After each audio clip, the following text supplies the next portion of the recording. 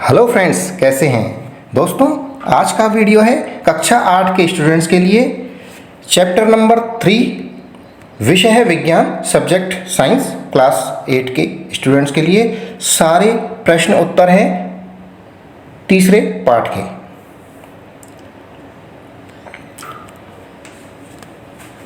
Chapter number 3 का नाम है synthetic fibres and plastics. Hindi में नाम है इसका संश्लेषित रेशे और प्लास्टिक। पहला प्रश्न है, कुछ रेशे संश्लेषित क्यों कहलाते हैं? कुछ रेशे सिंथेटिक क्यों कहलाते हैं? उत्तर है, कुछ रेशे संश्लेषित इसलिए कहलाते हैं क्योंकि ये मानव द्वारा बनाए गए अप्राकृतिक रेशे होते हैं। इन्हें रासायनिक प्रक्रमों द्वारा बनाया जाता है, इसलिए कुछ रेशे संश्लेषित कहलाते हैं। प्रश्न संख्या 2, सही उत्तर को चिन्हित कीजिए। मल्टी चॉइस क्वेश्चन है, बहुविकल्पात्मक प्रश्न। रेयॉन एक संश्लेषित रेशा नहीं है, तो इसमें 3 ऑप्शन दे रखे हैं।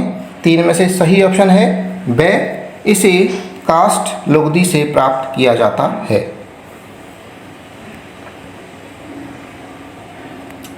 प्रश्न संख्या 3, उचित शब्दों द्वारा रिक्त स्थानों की पूर्ति कीजिए। उचित शब्द भरने हैं इन रिक्त स्थानों में। तो तीसरे प्रश्न में क है, संश्लेषित रेशे रिक्त स्थान अथवा रिक्त स्थान रेशे भी कहलाते हैं। ख, संश्लेषित रेशे कच्चे माल से संश्लेषित किए जाते हैं जो रिक्त स्थान कहलाता है। ग, संश्लेषित रेशे की भांति प्लास्टिक भी एक रिक्त स्थान है। यहाँ रिक्त स्थानों में पूर्ति इन शब्दों से होगी। क में, संश्लेषित रेशे कृत्रिम अथवा संश्लेषित रेशे भी कहलाते हैं। ग, संश्लेषित रेशे कच्चे माल से संश्लेषित किए जाते हैं जो पेट्रो रसायन कहलाता है। रिक्त स्थान में आ गया पेट्रो रसायन, पहले में रिक्त स्थान में आया कृत्रिम और संश्लेषित। ग, संश्लेषित रेशे की भांति प्लास्टिक भी एक बहुलक है। प्रश्न संख्या 4, नायलॉन रेशों से निर्मित 2 वस्तुओं के नाम बताइए जो नायलॉन रेशे की प्रबलता दर्शाते हों। तो नायलॉन रेशे से निर्मित 2 वस्तुएं हैं, पैराशूट, दूसरी है चट्टानों पर चढ़ने में काम में लिए जाने वाले रस्से। प्रश्न संख्या 5, खाद्य पदार्थों का संचयन करने हेतु प्लास्टिक पात्रों के उपयोग के 3 प्रमुख लाभ बताइए। तो 3 प्रमुख लाभ निम्न प्रकार हैं। पहला, ये भोजन, पानी और वायु से अभिक्रिया नहीं करते हैं। दूसरा, ये मजबूत तथा हल्के होते हैं। तीसरा, ये चिरस्थायी होते हैं।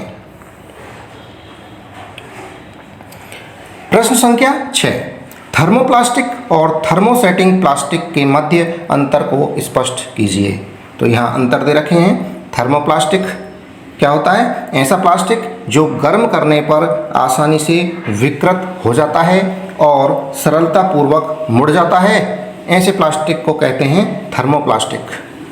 ये प्लास्टिक के उदाहरण हैं पॉलीथीन, जिसको गर्म करेंगे तो विकृत हो जाएगी। दूसरा है पॉलीविनाइल क्लोराइड, पीवीसी।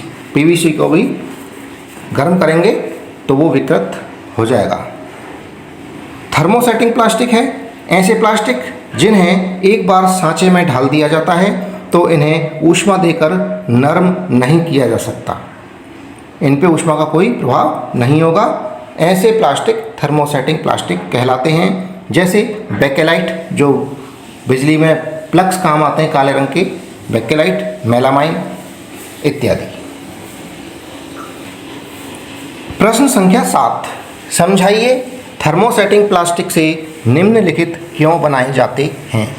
पहला, डेगची के हत्थे थर्मोसेटिंग प्लास्टिक से क्यों बनाए जाते हैं। दूसरा, विद्युत प्लग, स्विच अथवा प्लग बोर्ड, ये भी थर्मोसेटिंग प्लास्टिक से क्यों बनाए जाते हैं। उत्तर देखेंगे। डेगची के हत्थे थर्मोसेटिंग प्लास्टिक अर्थात बेकेलाइट के बनाए जाते हैं क्योंकि यह ऊष्मा और विद्युत के कुचालक होते हैं। पहला कारण तो ये है। दूसरा, विद्युत plug oblique switch oblique plug board thermosetting plastic अर्थात बेकेलाइट के बनाए जाते हैं क्योंकि यह ऊष्मा और विद्युत के कुचालक हैं।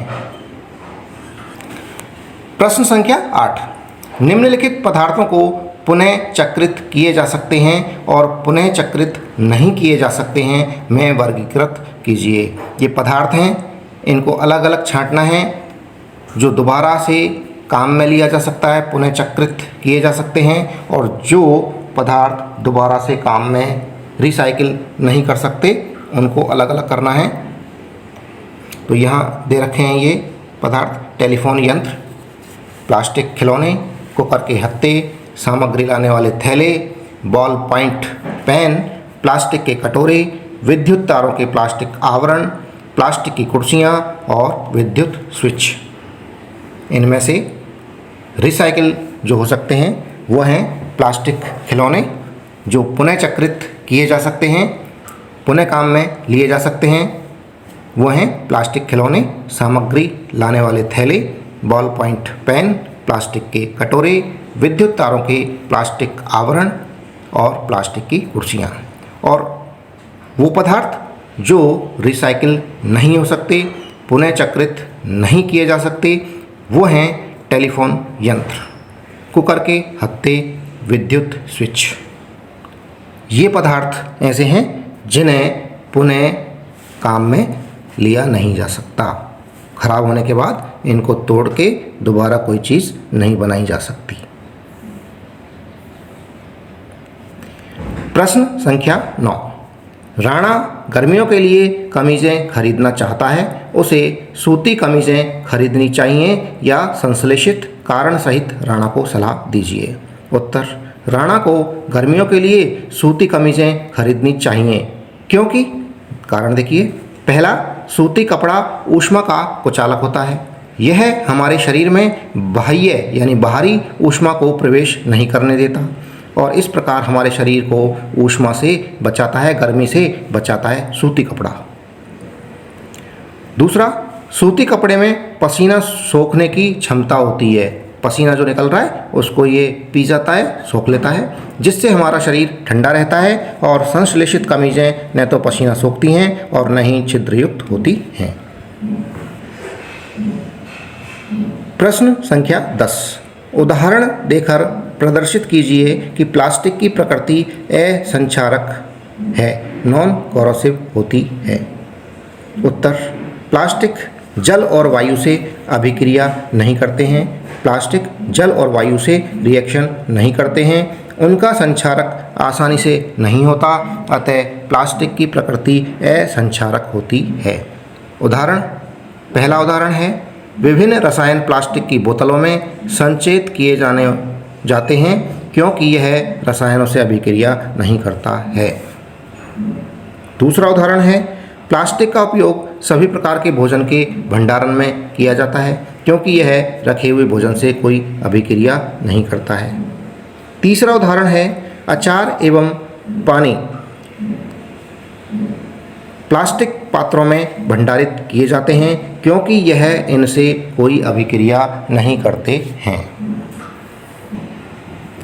प्रश्न संख्या 11, क्या दांत साफ करने के ब्रश का हैंडल और सूख ब्रिस्टल्स एक ही पदार्थ के बनाने चाहिए? अपना उत्तर स्पष्ट कीजिए। ब्रश का जो दांत साफ करते हैं, ब्रश का हैंडल और सूख जिससे दांतों को साफ करते हैं, एक ही पदार्थ के बनाने चाहिए। इस विषय में अपना उत्तर बताना है, स्पष्ट करना है।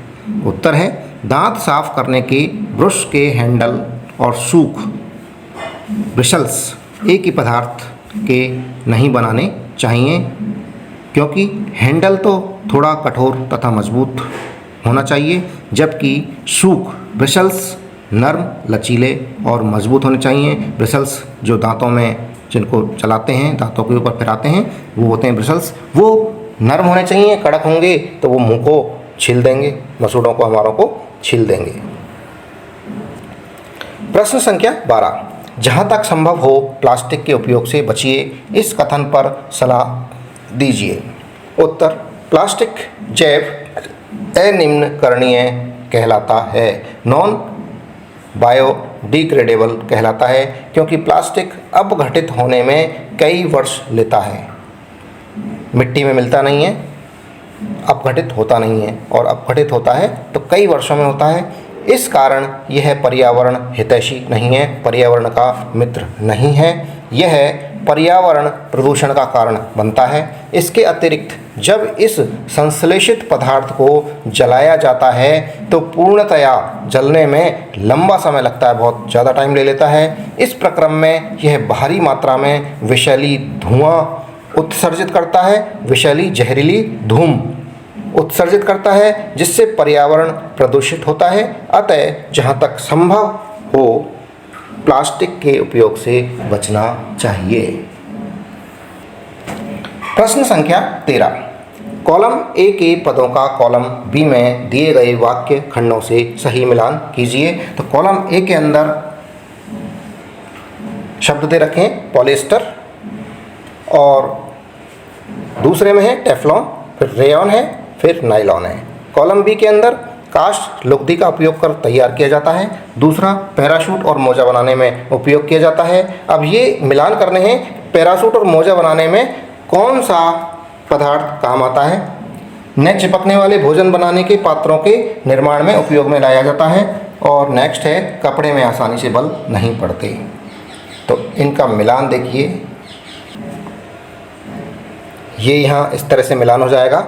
कॉलम ए में पॉलिएस्टर, इसके सामने कॉलम बी में आएगा कपड़े में आसानी से बल नहीं पड़ते। पॉलिएस्टर का जो कपड़ा होता है उसमें सलवटें नहीं पड़ती हैं। टेफ्लॉन, टेफ्लॉन में क्या गुण है, न चिपकने वाले भोजन बनाने के पात्रों के निर्माण में उपयोग में लाया जाता है। नॉन स्टिक कढ़ाई, नॉन स्टिक तवा, ये सब काई से बनते हैं, टेफ्लॉन से। उनकी ऊपर की परत जो होती है वो टेफ्लॉन से बनी होती है। रेयॉन, रेयॉन कास्ट लुगदी का उपयोग कर तैयार किया जाता है। और फिर है नायलॉन, पैराशूट और मोजा बनाने में उपयोग किया जाता है। प्रश्न संख्या 14, संश्लेषित रेशों का औद्योगिक निर्माण वास्तव में वनों के संरक्षण में सहायक हो रहा है, टिप्पणी कीजिए। उत्तर, संश्लेषित रेशों का औद्योगिक निर्माण वास्तव में वनों के संरक्षण में सहायक हो रहा है, क्योंकि इसके लिए न तो पेड़ काटने पड़ते हैं और न ही जानवरों का शिकार करना पड़ता है। जो संश्लेषित रेशे होते हैं वो ना तो पेड़ों से बनते हैं, ना लकड़ियों से बनते हैं, और ना ही किसी जानवर की हड्डी से या जानवर की खाल से या किसी से भी ये नहीं बनते।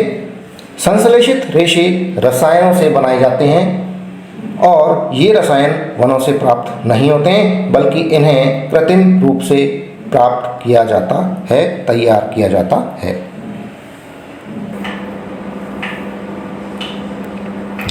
प्रश्न संख्या 15, यह प्रदर्शित करने हेतु एक क्रियाकलाप का वर्णन करिए कि थर्मोप्लास्टिक विद्युत का कुचालक है। ये देखिए डायग्राम देखिए, यहाँ बैटरी लगी हुई है, बैटरी से दो वायर, दो तार निकले हुए हैं, स्विच के जरिए इसको एक बल्ब जुड़ा हुआ है, एंड इस तार के दो टुकड़े करके बीच में अलग अलग कर दिया है, और यहाँ पर अगर सीधा इनको जोड़ते हैं तो बल्ब जल जाता है। लेकिन जब इन टुकड़ों के बीच में एक थर्मोप्लास्टिक का टुकड़ा रखते हैं तो बल्ब नहीं जलता। आइए एक बार यहाँ देख लेते हैं। सबसे पहला काम करेंगे, चित्र के अनुसार एक विद्युत परिपथ तैयार कीजिए। तो ये विद्युत परिपथ तैयार हो गया। दूसरा काम है, जिस थर्मोप्लास्टिक टुकड़े या थर्मोप्लास्टिक से बनी हुई कोई भी वस्तु की जांच करनी है, उसे परिपथ में टर्मिनल ए और टर्मिनल बी के बीच में रखेंगे। यहाँ देखिए तारों के जो टर्मिनल बना रखे हैं ए और बी, इनके बीच में इसको थर्मोप्लास्टिक का टुकड़ा रख के चिपका दिया दोनों तारों को इससे। जब परिपथ को पूर्ण किया जाता है तो बल्ब नहीं जलता है।